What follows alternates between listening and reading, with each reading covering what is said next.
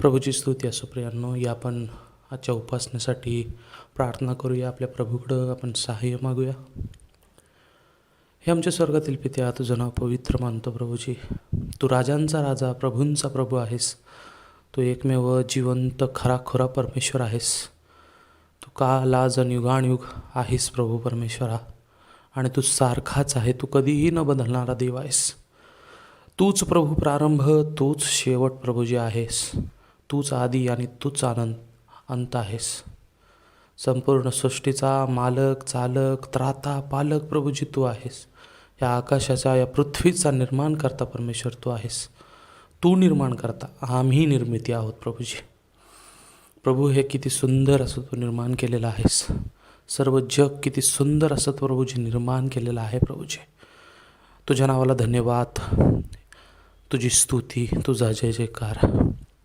दयाळू कृपाळू परमेश्वरा, तुझ्यासमोर ह्या वेळेला आम्ही लीन आणि नम्र होतो प्रभूजी. खरोखर प्रभूजी तू आमची काळजी करतोस प्रभूजी. खरोखर प्रभू तू आम्हाला सांभाळतोस प्रभू परमेश्वरा. डोळ्यातल्या बुबळाप्रमाणे प्रभूजी तू आमची काळजी घेतोस प्रभूजी. आमच्या अवतीभोवती तुझ्या स्वर्गदूतांचा प्रभूजी तू पहारा ठेवतोस, आम्हाला प्रोटेक्ट करतोस. सर्व वाईट गोष्टीपासून प्रभूजी तू आम्हाला सोडवतोस. म्हणून आम्ही तुला धन्यवाद धन्यवाद धन्यवाद आणि धन्यवादच देतो प्रभूजी. आम्ही दुसरं तुला काय देणार प्रभूजी. आमच्याकडं जे जे काही प्रभूजी आहे ते प्रभू तू दिलेलं आहे म्हणून ते आहे. दयाळू कृपाळू परमेश्वरा, असा असूनसुद्धा प्रभूजी आम्ही अनेक वेळा प्रभूजी हे विसरून जातो. अनेक काय तर प्रभूजी पुष्कळ वेळा प्रभूजी आम्ही हे विसरतो आणि आम्ही पाप प्रभूजी करत राहतो. आम्ही स्वैराचाराचं जीवन जगत राहतो. हे दयाळ कृपाळ परमेश्वरा, यावेळेला तुला लीन आणि नम्र विनंती करतो की प्रभूजी जाणत्या जाणतेपणानं आमच्याकडून जे काही प्रभूजी पाप घडलं आहे त्या पापाबद्दल, त्या अपराधाबद्दल प्रभूजी अंतःकरणापासून प्रभूजी आम्ही क्षमा मागतो. आम्हाला क्षमा कर, कृपा कर आमच्यावर प्रभूजी, दया कर प्रभूजी आमच्यावर. आणि प्रभूजी त्या पापापासून आम्हाला कसं फिरता येईल, आम्हाला पश्चाताप कसा करता येईल प्रभूजी, यासाठी प्रभूजी तो आम्हाला सहाय्य कर, आम्हाला मदत कर प्रभूजी. कळत आणि नकळत झालेल्या सर्व पापाबद्दल पुन्हा एकदा तुझं क्षमा मागतो प्रभूजी, आम्हाला क्षमा कर. यावेळेला प्रभू परमेश्वरा, आज या ठिकाणी आम्ही फिजिकली येत नाही आहे गेले काही महिने प्रभूजी, पण प्रभूजी व्हर्च्युअली प्रभूजी आम्ही एकत्र आलेलो आहोत प्रभूजी. आम्हा प्रत्येकाला प्रभूजी स्तुतीस्तवन करण्यासाठी सहाय्य कर. तुझे आभार मानण्यासाठी प्रभूजी सहाय्य कर. कारण की तूच स्तुतीस पात्र आणि भयास योग्य असा परमेश्वर आहेस. तूच आमच्या जीवनामध्ये उपकार केलेले आहेत प्रभूजी. आम्हाला विपुल आशीर्वाद प्रभूजी तू दिलेला आहे. आणि जर प्रभू परमेश्वरा कृतज्ञ जर कोणी राहिलं नाही तर प्रभू परमेश्वरा ते आम्ही आहोत की आम्ही कृतज्ञ राहिलो नाही. हे दयाळ कृपाळ परमेश्वरा, आम्हाला आज तुझ्या उपकारांची स्मरण करता येऊ देत, स्तुतीस्तवन करता येऊ देत प्रभूजी. म्हणून आम्हा प्रत्येकाला तू सहाय्य कर प्रभूजी. आज प्रभूजी आमच्या ब्रदरांना प्रभूजी दरवेळेसच प्रभू परमेश्वरा तू तुझ्या वचनाचा मानना प्रभूजी तू देतोस प्रभूजी. आमच्या प्रत्येकाशी तू बोलतोस प्रभू परमेश्वरा. यावेळीसुद्धा प्रभूजी त्यांना तू विशेष करून तू सहाय्य कर आणि नेहमीप्रमाणे आत्म्यानं भरून आम्हाला तू काय सांगत आहेस त्यांनी आम्हाला सांगावं म्हणून त्यांना तू सहाय्य कर. आम्हाला ऐकण्यासाठी सहाय्य कर प्रभूजी. आम्ही प्रभूजी हे वचन ऐकू नये प्रभू परमेश्वरा, तर प्रभूजी आम्ही त्या वचनाप्रमाणे आम्ही चालणार आम्ही असावं म्हणून आम्हा प्रत्येकाला तू सहाय्य कर. ते वचन प्रभूजी आम्ही वेस्ट करू नये तर आमच्या आचरणात आणावं प्रभूजी, म्हणून आम्हा प्रत्येकाला तू सहाय्य कर प्रभू. मदत कर प्रभूजी. सैतानाचे सर्व हल्ले, सैतान वेगवेगळ्या प्रकारे माइंड डायव्हर्ट करतो, सैतान वेगवेगळ्या प्रकारे लक्ष वेधून घेतो प्रभू परमेश्वरा. त्या सैतानाला आम्ही प्रभू येशूच्या नावामध्ये बांधतो यावेळेला प्रभूजी. प्रभू परमेश्वरा, सैतानाला बांधून प्रभू परमेश्वरा तुझ्या आणि आमच्या रिलेशनशिपमध्ये प्रभू परमेश्वरा एक मोकळीकता येऊ दे, ते नातेसंबंध घट्ट होऊ देत प्रभू परमेश्वरा. म्हणून आम्ही तुझं मागतो प्रभूजी. आज आम्हाला प्रत्येकाला आत्मिक ऊब मिळू देत. हो प्रभू परमेश्वरा, तुझ्यामध्ये विसावा शांती तू आम्हाला दिलेली आहे. त्याची प्रचिती आज आमच्या अंतःकरणामध्ये तू आम्हाला दे प्रभू. तू आम्हाला सहाय्य कर यावेळेला प्रभूजी तू आम्हाला मदत कर. प्रभू येशूच्या नावात ही प्रार्थना विनंती करतो म्हणून एक पिता, आमेन.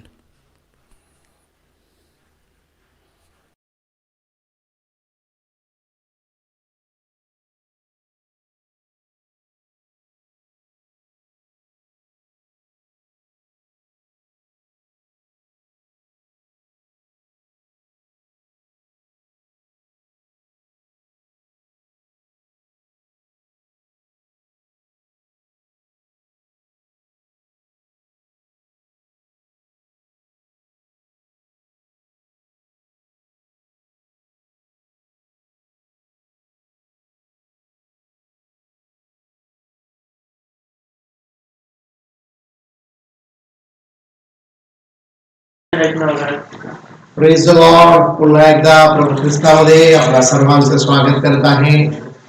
प्रभू येशूची कृपा आहे म्हणून आम्ही आज पुन्हा एकदा प्रभूने मला तुमच्यामध्ये उभं राहण्याची संधी दिली, त्यासाठी मी त्याचे आभार मानतो. सर्वात प्रथम आपण प्रार्थना करूया यावेळेला. स्वर्गीय पित्या, आम्ही तुला धन्यवाद देतो या वेळेसाठी. पुन्हा एकदा बापा तुझी कृपा आम्हा सर्वांच्यावरती होऊ दिलीस. आम्ही सर्वजण आपल्या घरामध्ये असताना तुझ्या कृपेचा अनुभव आम्ही दररोज घेत असताना आज तुझं स्तवन एकत्र येऊन करण्याची आम्हाला संधी दिलीस, तुझे काम मानतो. त्याचबरोबर वाचनाचा जो मानना आहे तो मानना आज घेण्यासाठी आम्हा प्रत्येकाला तू तत्परतेने एक करतोस म्हणून आम्ही तुझे आभार मानतो. जे भाऊ बहीण आज तुझं वचन ऐकत आहेत बापा ते सर्व आशीर्वादित आहेत, कारण सत्य वचन त्यांच्या कानापर्यंत येत आहे. पवित्र आत्मा ते होऊ देत आहेस म्हणून तुझे उपकार मानतो. स्वर्गीय पित्या, तुझा मान, तुझा महिमा, तुझं गौरव आता आणि सदा सर्व काळ होत राहो अशी मी तुझ्या पुत्राच्या नावात प्रार्थना करतो म्हणून ऐक बापा. आमेन. Praise the lord. पुन्हा एकदा आम्ही मत्तईच्या 5, 6 आणि मत्तईचा 7वा अध्यायापर्यंत आपण पोहोचलेलो आहोत. गेली काही प्रभुवार आम्ही मत्तई 5, 6 मध्ये प्रभूने आम्हाला चालवलेला आहे आणि आज आम्ही पुढे आमचा एक गोष्ट फक्त आज बघायची आम्हाला, त्या गोष्टीकडे मी तुमचं लक्ष आज वेधणार आहे. आणि हा जो विषय आम्ही तो घेतलेला आहे डोंगरावरील प्रवचन, हे आम्हाला त्याच्या पुत्रासारखे होण्यामध्ये वाढवण्यात मदत करत आहे. आणि मत्तई 5, 6, 7 हे त्यासाठीच आहे. हे मत्तई 5, 6, 7 हे प्रभू येशू ख्रिस्ताचं जीवन आहे. जे जीवन त्याने तुमच्या आणि माझ्या बरोबर या ठिकाणी शेअर केलेलं आम्ही म्हणू शकतो. त्याला सांगितलेलं आहे की माझं लाईफ काय आहे. आणि म्हणून आम्ही हे लक्षात ठेवलं पाहिजे की प्रभू येशू ख्रिस्त हे जगला आहे आणि त्या जगण्यामधून त्यानं ते आम्हाला दाखवलेलं आहे. आणि म्हणून आम्हाला हे जे प्रभू येशूचं जीवन आहे त्याची नक्कल करता येत नाही. आम्ही ते इमिटेट करू शकत नाही, आम्ही त्याची कॉपी करू शकत नाही. तर हे जीवनाचा आमच्या मध्ये आतमध्ये ते हिस्सा बनवला जीवनाचा. हा आम्ही जे प्रत्येक छोट्या गोष्टी आम्ही ज्या पाहत आलो त्याचा पार्ट आहे, त्याच्या लाईफचा तो पार्ट आहे. आमच्या पण जीवनाचा तो पार्ट झाला पाहिजे. आणि फार मोठा धोका या ठिकाणी बाळाला म्हणलो की कदाचित आम्ही या लाईफची कॉपी करायचा प्रयत्न करू आणि हा धोका आम्ही लक्षात ठेवला पाहिजे. आम्हाला त्याच्या नेचरमध्ये त्याचं नेचर होतं, अंतर्भाव जो त्याचा होता, जो स्वभाव त्याचा होता, त्या स्वभावासारखं आम्हाला व्हायचं आहे. आम्हाला त्याच्यासारखी नक्कल करायची नाही. आणि नक्कल करणे म्हणजे कसं आहे, बाजारातून एक सुंदर फळ आम्ही घेऊन यावं आणि त्या अशा झाडाला लटवावं ज्या झाडाला कधीही फळ येत नाही. येशू ख्रिस्ताच्या जीवनाची नक्कल करणे हे अशा प्रकारचं आहे. ते फळ त्या झाडाचं नाहीये. ते फळ आम्ही बाजारात सुंदर दिसणारं फळ आणलेलं आहे, फळ फार छान आहे, परंतु आम्ही त्या अशा झाडाला बांधलेलं आहे त्या झाडाला स्वतःच फळ येत नाही. त्या झाडाला स्वतःच फळ असलं पाहिजे, म्हणजे त्याचा हिस्सा ते असलं पाहिजे. अशा प्रकारचं तुमचं आणि माझं जीवन असलं पाहिजे. आणि या ठिकाणी हा धोका आम्ही लक्षात ठेवूया. आणि या गोष्टी बघत असताना मला त्याच्या स्वभावात सारखं व्हायचंय. त्याचा अंतर्भाव, त्याचा मनोभाव, त्याचा ऍटिट्यूड तो माझा असला पाहिजे, माझ्या मधून तो आला असला पाहिजे. मी त्याची कॉपी करता कामा नये. या गोष्टी म्हणून आम्ही नेहमी लक्षात ठेवूया. आणि ज्यांना कोणाला असं नेचर दिलं पाहिजे असेल, असे सर्व लोक काय करतील, असे सर्व भाऊ बहीण काय करतील, ते पवित्र आत्म्यानं भरण्यासाठी सदैव प्रयत्नशील असतील. सदैव ते प्रभूकडे मागत असतील की मला होली स्पिरिटचा बाप्तिस्मा तू दे, मला पवित्र आत्म्यानं भरलेलं जीवन जगायचं आहे. कारण ह्या पाहतो मत्तई 5:6 आणि 7 मध्ये हे अतिउच्च दर्जाचं जीवन आहे, हाय स्टँडर्डचं लाईफ आहे. आणि आम्ही हाय स्टँडर्ड मध्ये बघितलेलं आहे पहिल्याच 5व्या अध्यायाच्या सुरुवातीला की 9 जे ऍटिट्यूड्स आहेत, जे गुड क्वालिटीज आहेत, जे प्रभू येशू ख्रिस्ताने आम्हाला शिकवलेले आहेत मत्तईच्या या 5व्या अध्यायातल्या 3ऱ्या वचनापासून 9 धन्यवाद त्याला म्हणलं जातं, ते आमच्यामध्ये असले पाहिजे. त्याचबरोबर आम्ही ज्या गोष्टी आमच्यामध्ये नको आहेत त्या आपण प्रभूने आम्हाला शिकवल्या आहेत. आणि अशा 8 गोष्टी आम्ही आजपर्यंत आतापर्यंत पाहिलेल्या आहेत. शेवटची एक गोष्ट जी आहे ती गोष्ट 9 आहे, की आमच्यामध्ये असता कामा नये. ती गोष्ट आम्ही आज पाहणार आहोत. त्यासाठी आम्ही मत्तई वर्तमानाचा 7वा अध्याय आणि वचन 1 कडे पाहणार आहोत. यामध्ये लिहिलेलं आहे मत्तई 7 आणि वचन 1, तुमचे दोष काढण्यात येऊ नये म्हणून तुम्ही कोणाचे दोष काढू नका. हा 9वा रॉंग ऍटिट्यूड आमच्यामध्ये आहे. चुकीची ही आमच्यामध्ये असलेली गोष्ट आहे जी आमच्यामध्ये असता कामा नये.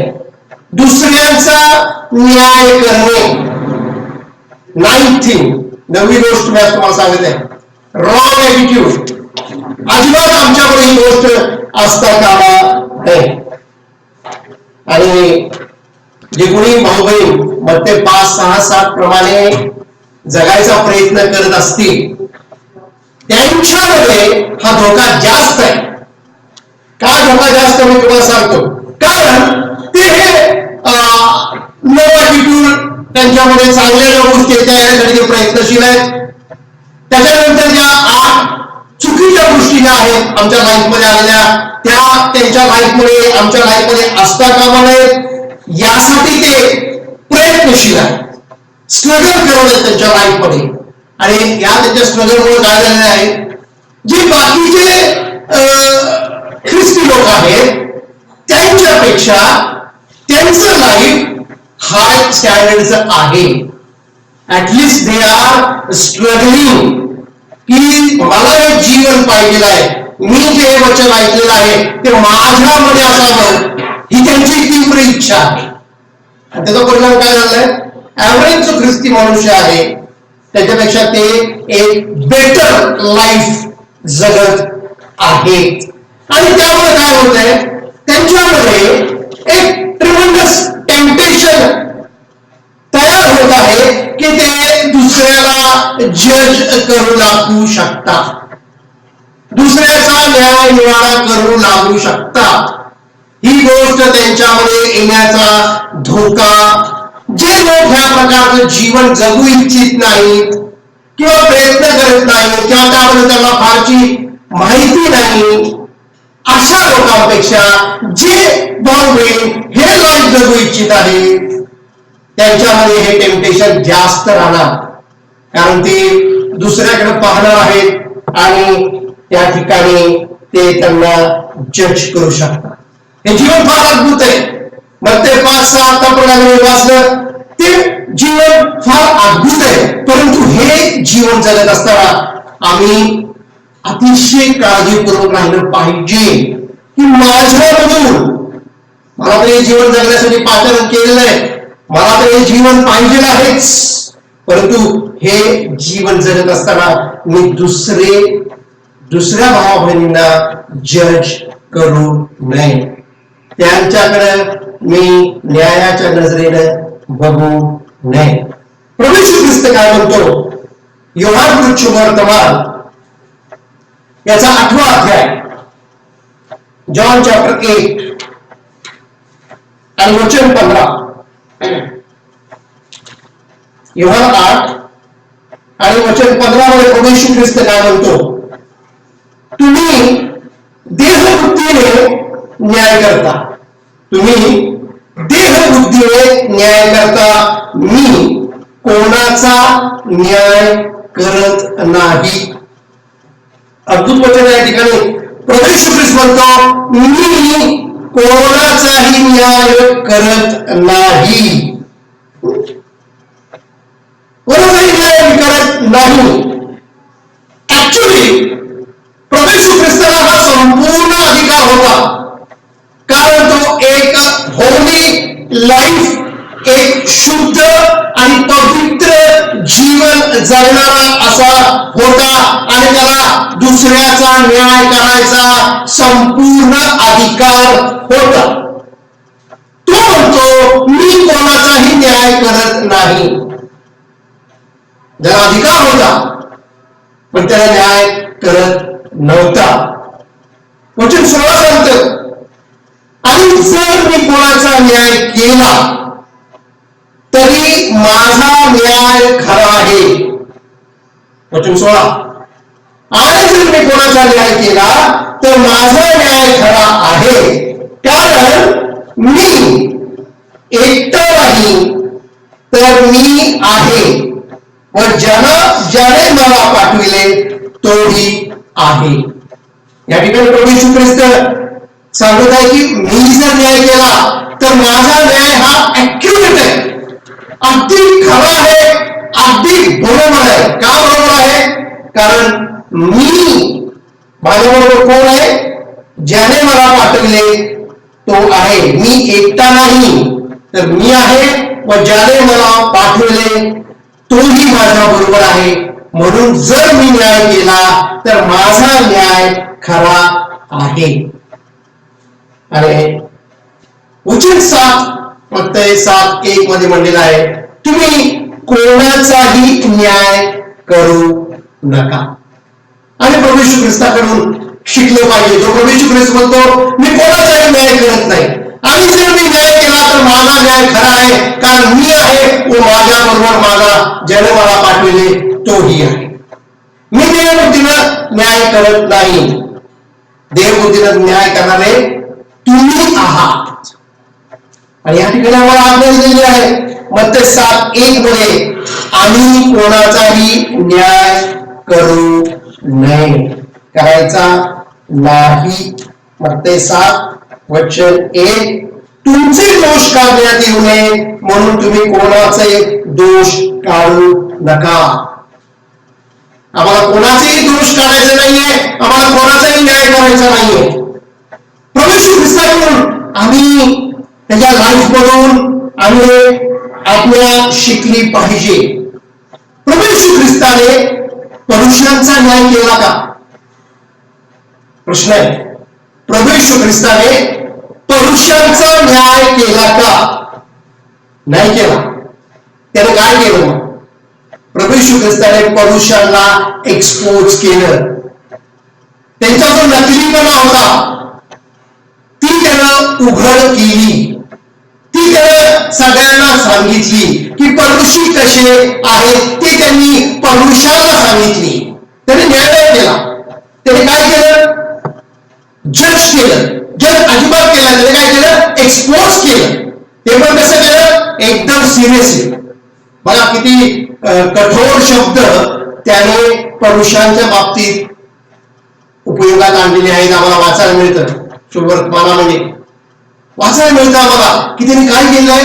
पुरुषांचा न्याय नाही केला. लक्षात घ्या, त्यांनी पुरुषांना एक्सपोज केलेले आहे. आणि म्हणून जे चुकीचं शिक्षण मिळाले आहे ख्रिश्चनिटीमध्ये जे चुकीच्या पद्धतीने बायबल शुभवर्तमान सांगणारे आहेत त्यांना आम्ही एक्सपोज केलं पाहिजे. त्यांचे चुकीचं जे काय आहे ते आम्ही सर्वांसमोर उघड केलं पाहिजे. आम्ही त्यांचा न्याय करत नाही, परंतु जे चुकीचं आहे ते आम्ही चुकीचं आहे म्हटलं पाहिजे. त्याला न्याय करणे म्हणत नाहीत. जे खोटे संदेश आहेत, जे खोटे शिक्षक आहेत, जे ख्रिश्चन जे भाऊबंद आहेत त्यांना चुकीच्या मार्गाने घेऊन जाणारे आहेत, त्यांना आम्हाला एक्सपोज करायचा पूर्ण अधिकार आहे. कारण ते काय करत आहेत? फसवत आहेत, फसवणारे आहेत. आणि प्रभू येशूने परुषांना नेहमीच या बाबतीत त्यांचा धिक्कार केलेला आहे. त्यांनी त्याला जज केलेलं नाही. परंतु एक गोष्ट आम्हाला या ठिकाणी समजून घ्यायचे बाबा, न्याय करणं आणि एखाद्या माणसाला ओळखणं याच्यामध्ये सुद्धा फरक आहे. एखाद्या माणसाला आम्ही ओळखतो, नेमका तो काय आहे याचा अर्थ असा नाही की आम्ही त्याला जज करत आहोत, आम्ही त्याचे दोष काढत आहोत. आम्ही त्याचे दोष काढत नाही, आम्ही त्याला ओळखत आहोत की तो नेमका काय आहे. एक वचन आहे फिलिप्पियराचं पत्र याचा पहिला अध्याय, फिलिप्पियराचं पत्र याचा पहिला अध्याय आणि वचन 9 मध्ये पॉल काय म्हणतो हे आम्ही समजून घेतलं पाहिजे. बाबा, दोष काढणं, एखाद्याला एक्सपोज करणं याच्यामध्ये फरक आहे. एखाद्याला एक्सपोज करणं, जो फसवत आहे, जो चुकीचं शिक्षण देत आहे, त्याचं ते चूक उघड करणं म्हणजे ते दोष काढणे नाही, त्याचे दोष काढणे नाही. किंवा एखाद्याला मी ओळखणं, मला माहिती तो काय आहे म्हणजे मी त्याचे दोष काढत नाही. वचन काय सांगतं बघूया आपण. फिलिप्पियराच्या पत्राचा पहिला अध्याय आणि वचन 9, माझी ही प्रार्थना आहे की तुमची प्रीती ज्ञानाने व सर्व प्रकारच्या विवेकाने उत्तर अतिशय वाढावी. ही प्रार्थना पॉल या मंडळीसाठी करत आहे की काय म्हणत या ठिकाणी, तुमची प्रीती, your love should increase in knowledge, increase in knowledge and विवेक या ठिकाणी म्हणलेलं इंग्लिशमध्ये म्हणलंय अँड डिसर्नमेंट. तुमची प्रीती ज्ञानाने वाढावी व तुम्हाला ओळख व्हावी. उत्तर तुम्ही त्याच्यामध्ये वाढत राहावं. Your love must increase more and more in real knowledge and discernment. हे वचन फार अद्भुत आहे भाव वगैरे. काय या वचनामध्ये आम्हाला सांगितलेलं आहे? माझी प्रीती वाढत आहे हे मला कसं कळेल? माझी तुमच्यावर असलेली प्रीती ही इन्क्रीज होत आहे, ही उत्तर अतिशय वाढत चाललेली आहे. हे मला कसं कळेल? कसं कळेल बा? मला तुमची ओळख अधिक होईल, तेव्हाच मला कळेल की माझं लव इन्क्रीज होत आहे. जर माझं लव इन्क्रीज होणार नाही तर मला तुमची ओळख होऊ शकत नाही. आणि कोणाला ओळख होईल? ज्याचा अंतःकरण प्रीतीने भरलेलं आहे, तोच मनुष्य ओळखू शकतो. एखाद्या भावाला, एखाद्या बहिणीला खऱ्या अर्थानं जर त्याच्या अंतःकरणात त्या भावाविषयी, बहिणीविषयी प्रीती नसेल तर त्याला ओळखता येणार नाही. प्रॉपरली योग्य प्रकारे ओळखता येणार नाही. आणि म्हणून मी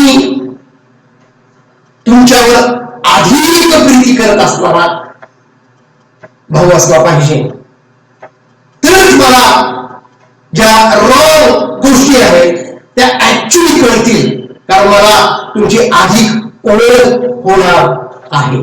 अन्यथा काय होईल? मी माझ्या बुद्धीने तुमचे दोष काढेन, मला जे काही ऐकायला मिळालं त्याला मी दोष काढेन, माझे जे काही लाईफमध्ये प्रेफरन्स असतील त्यामधून किंवा जो काही माझा एखाद्या भावाबद्दल, बहिणीबद्दल पूर्वग्रह असेल त्यामधून मी तुम्हाला जज करेन. परंतु मला तसं जज करायचं नाहीये.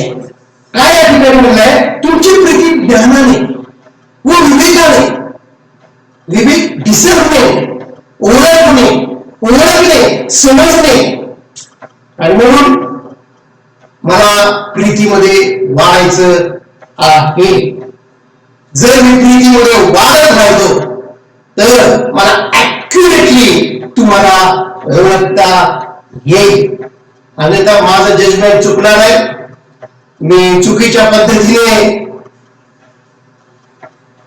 तुमच्याविषयी जजमेंट करू शकतो, दोष लावू शकतो. परंतु बायबल सांगतं की तुम्ही ओळखा. ओळखणार कसं? जर प्रीती नसेल तर मी ओळखू शकत नाही. First you must increase in love. आणि कुठलं आहे, कोणाबद्दल आहे?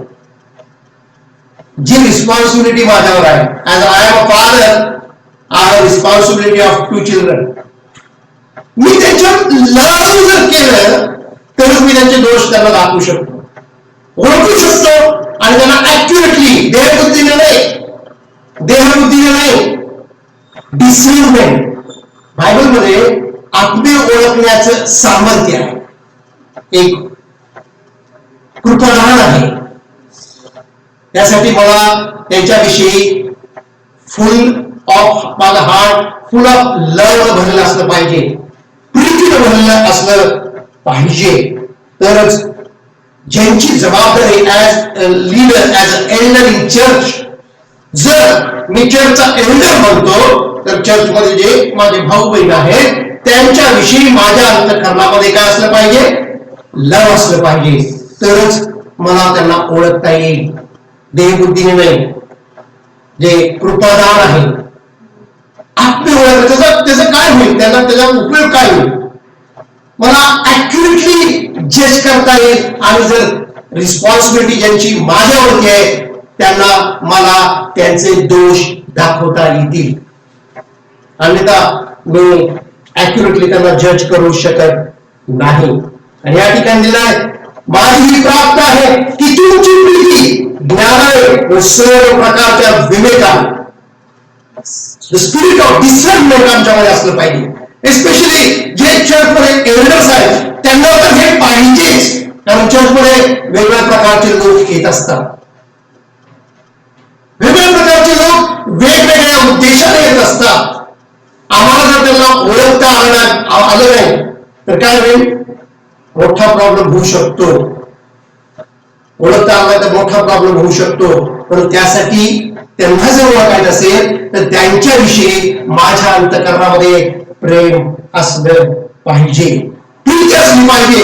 त्यांना चर्चा बाहेर काढण्यासाठी नाही, तर त्यांना ऍक्युरेटली जज मला करायचं नेमकं काय आहे, आणि मग मला योग्य डिसिजन घेता येतो. आणि म्हणून करंथीकराचं पहिलं पत्र याच्या 5व्या अध्यायामध्ये काय म्हणलेलं आहे आपण बघूया. पाऊल करिंथच्या मंडळीला लिहित आहे.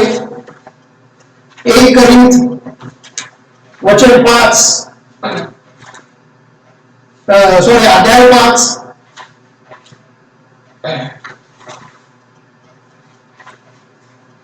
वचन 12.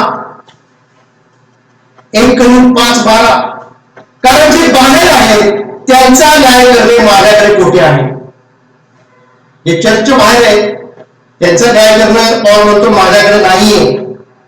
जे आत आहेत त्यांचा न्याय तुम्ही करीत नाही काय? म्हणजेच काय, तुम्ही त्यांना ओळखलं पाहिजे. तुम्हाला पहिल्यांदा ओळखण्यासाठी त्यांच्यावर प्रीती करता आली पाहिजे. जर प्रीती असेल तर तुम्ही त्याला ओळखू शकता, आणि त्यांच्यामध्ये काही डिफेक्ट्स असतील तर ते तुम्ही दाखवू शकता, एक्सपोज करू शकता. आणि या ठिकाणी म्हटलेलं आहे जे बाहेर आहेत त्यांचा न्याय करणे माझ्याकडे कोठे आहे. जे आत आहे त्यांचा न्याय तुम्ही करीत नाही काय. वचन 13. जे बाहेर आहेत त्यांचा न्याय देव करीत नाही काय. त्या दुष्टाला आपल्यामध्ये घालून द्या. आणि त्या चर्चमध्ये असा भाव होता की जो त्याचं सिंग, त्याचं पाप फार मोठं पाप होतं, आणि पौल म्हणतो की त्याला चर्चच्या बाहेर काढून टाका. तो त्याला ओळखला गेला, आणि त्याला तो म्हणतो की बाहेर काढून टाका. म्हणजे जे चर्चमध्ये आहे, ज्यांची पावलाच्या वरती जबाबदारी होती, त्यांचे दोष तो दाखवू शकतो. आम्हाला वचन 7 आज्ञाही पाळायचे, परंतु ज्यांच्याकडे जबाबदारी आहे त्यांना मात्र या ठिकाणी सांगितलेलं आहे दे कॅन एक्सपोज, ते दोष दाखवू शकतात. या ठिकाणी जर निर्णय काय दिलेला आहे, त्या भावाला चर्चच्या बाहेर राहू द्या. जे आत आहे त्यांचा तुम्ही न्याय करीत नाही का? म्हणून जे चर्च लीडर्स आहेत, एल्डर्स आहेत, त्यांना हा जो आत्म्य ओळखण्याचे जे सामर्थ्य आहे ते त्यांच्यासाठी फार महत्वाचं आहे. आणि म्हणून त्यासाठी त्यांचं हार्ट, त्यांचं अंतःकरण हे प्रीतीनं भरलेलं असले पाहिजे. आणि आम्हाला जो एरिया दिलेला आहे, माझी जर फॅमिली आहे, माझी जर मुलं आहेत, तर त्यांच्या बाबतीत मी जबाबदार आहे. चर्च लीडर आहे तर चर्च मधल्या भाव बहिणींच्या बाबतीत माझ्याकडे रिस्पॉन्सिबिलिटी आहे. जर मी कुठं काम करतो, मॅनेजर आहे, जर मला कुठल्या कंपनीत नोकरी आहे, मला एखादं काम दिलेलं आहे, तर त्या ठिकाणी जे लोक माझ्यासाठी दिलेले आहेत, जे मी मॅनेज करत आहे, त्याच्यावर जर काही डिफेक्ट्स असतील, दोष असतील, तर त्या ठिकाणी मी जजमेंट करू शकतो. हे आम्ही समजून घेतलं पाहिजे. जजमेंट म्हणजे काय या ठिकाणी सांगितलं मी, आम्ही ओळखलं पाहिजे. चूक कुठे आहे हे मी ओळखली पाहिजे. त्या मंडळीमध्ये, करींच्या मंडळीमध्ये त्या भावामध्ये चूक होती आणि पॉल म्हणतो की त्याला चर्चच्या बाहेर राहू द्या, कारण त्याचे दोष त्याला बघितलं. ते का त्यांना असा निर्णय घेतला? कारण तो मंडळीवरती प्रीती करणार. जर मंडळीवर प्रीती करणार नसता तर त्याला अशा प्रकारचा निर्णय कधीच घेतला नसता. जो मनुष्य ज्या ठिकाणी मॅनेजर म्हणून नेमलेला आहे, तो जर सगळे खपवून घेत असेल चुकीच्या गोष्टी, तर तो ते काम करायला योग्य नाहीये. तो जबाबदारी देखील पूर्ण करत नाही.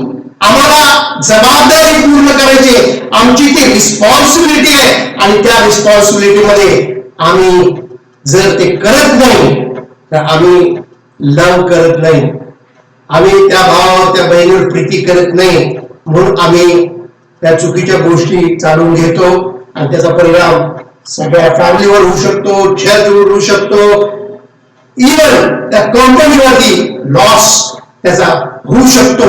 आणि म्हणून भाव बहिणींनो, आम्ही जर आम्हाला जबाबदारी आहे तर आम्ही स्ट्रिक्ट राहिलं पाहिजे.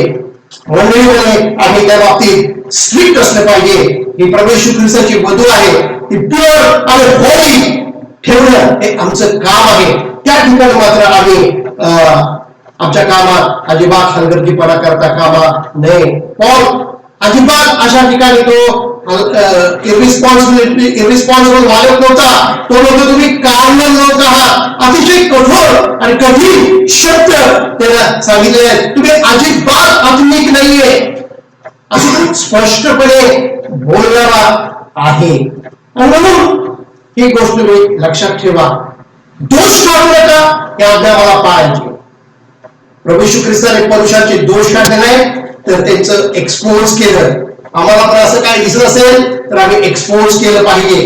मंडळीमध्ये एक तर आम्हाला सगळ्यांच्यावरती पूर्ण प्रीतीने भरलेले असलं पाहिजे आणि तरच आम्हाला त्यांना ओळखता येईल आणि त्या प्रीतीतून आम्हाला त्यांना करेक्ट करता आलं पाहिजे. त्याचा किंवा तिचा दोष आम्हाला त्यांना सांगता आलाच पाहिजे. एस्पेशली जे एल्डर्स आहेत त्यांच्यासाठी आहे. आणखी एक गोष्ट आहे या बाबतीत, दोष काढण्या बाबतीत काय म्हणलं बघूया. यशायाचं पुस्तक याचा 11वा अध्याय, आयझाया 11. आणि येशू ख्रिस्ता बाबतीत आम्ही या ठिकाणी वाचतो. येशूच्या बाबतीत या ठिकाणी लिहिलेले आहे. यशाया 11, तू कसा न्याय करतो याविषयी लिहिलेला आहे. यशाया 11 वचन 2 मध्ये परमेश्वराचा आत्मा प्रभू येशू ख्रिस्तावर, परमेश्वराचा आत्मा सुज्ञानाचा व समंजसपणाचा आत्मा, सुसंकल्पाचा व सामर्थ्याचा आत्मा परमेश्वराच्या ज्ञानाचा व भयाचा आत्मा त्याचवर राहिला. त्या ठिकाणी पवित्र आत्म्याला वेगवेगळ्या प्रकारे कॉल करण्यात आलेला आहे. त्याला सुज्ञानाचा आत्मा म्हटलेला आहे. एक तर तो परमेश्वराचा आत्मा पहिली गोष्ट, दुसरी गोष्ट सुज्ञानाचा विस्डमचा आत्मा, समंजसपणाचा आत्मा अंडरस्टँडिंगचा, सुसंकल्पाचा गुड काउन्सिल, सामर्थ्याचा, परमेश्वराच्या ज्ञानाचा 6वा व 7वा भयाचा आत्मा त्याचवर आला आहे. पवित्र आत्म्याचे 7 क्वालिफिकेशन्स या ठिकाणी आम्हाला सांगण्यात आलेले आहेत आणि हे प्रभू येशू ख्रिस्ताच्यावरती आलेले होते. 7 स्पिरिट ज्याला म्हटलेलं आहे प्रगटीकरणामध्ये, ते या ठिकाणी नमूद करण्यात आलेले आहे आणि ते 7 प्रकारचे आत्मे त्या प्रभू येशू ख्रिस्तावरती होते. त्याच्यामध्ये एक जो आहे तो वचन 3 मध्ये पुन्हा सांगितलेला आहे, परमेश्वराचे भय त्याला सुगंधमय होईल. बघा, देवाविषयीचा जो आदरयुक्त भय जे असतं ते त्याच्यामध्ये डिलाइटनेस आहे. सुगंधमय या ठिकाणी म्हटलेलं आहे. त्याचं डिलाइट काय आहे, तो कशामध्ये आहे, तो देवाविषयी त्याच्यामध्ये जे आदरणीय, ज्याला रेव्हरन्स म्हणलेलं आहे, देवाचं भय हे कसं आहे, त्याच्यामध्ये येशू ख्रिस्तामध्ये सुगंधमय आहे असं या ठिकाणी सांगितले आहे. फिअर ऑफ द लॉर्ड हे त्याच्यासाठी देवाविषयी असलेलं आदर, पित्याविषयी असलेलं आदरयुक्त भय. आणि हे जे भय आहे त्याच पुढे दिलेलं आहे, डोळ्यांनी पाहिली तेवढ्यावरच न्याय करणारा नाही, कानांनी ऐकेल तेवढ्यावरूनच तो निर्णय करणारा नाही. He is not judging. He will not judge by what his eyes see, what his ears hear.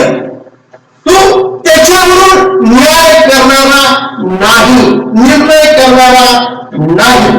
आणि हे एकदम जे देहबुद्धीवर न्याय करणार आहे त्याच्या एकदम उलट गोष्ट या ठिकाणी प्रभू श्री ख्रिस्तामध्ये आम्हाला वाचायला मिळत आहे. आम्ही जे सर्व जे आदामापासून जे आलेलो आहोत ते आम्ही सगळे डोळ्यांनी जे पाहतो आणि कानांनी जे ऐकतो त्याच्यावरून आम्ही न्याय करणारे लोक आहोत. परंतु प्रभू येशू ख्रिस्त कसा अजिबात नव्हता.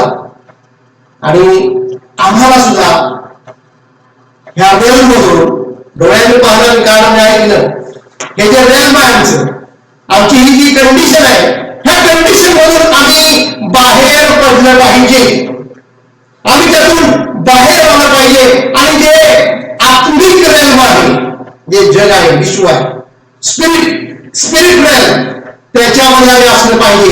जे स्पिरिट लाईन मध्ये असतात ते कानांनी आणि डोळ्यांनी जे पाहतात त्याच्यावरून ते न्याय करीत नाही. आम्ही कानाने डोळ्यांनी इन्फॉर्मेशन मात्र घेतो आणि आम्ही घेतली पाहिजे. त्यासाठी आमचे डोळे आणि कान आहेत. आम्ही ऐकतो, आम्ही पाहतो आणि त्याद्वारे आम्हाला माहिती मिळते. आम्हाला आंधळ्यांनी भय व्हायचं नाहीये. आम्हाला त्याद्वारे सूचना, माहिती मिळते. परंतु ही फक्त आमच्याकडे आलेली माहिती आहे. आम्ही त्याद्वारे कोणाचाही दोष काढू नये. सर्व जे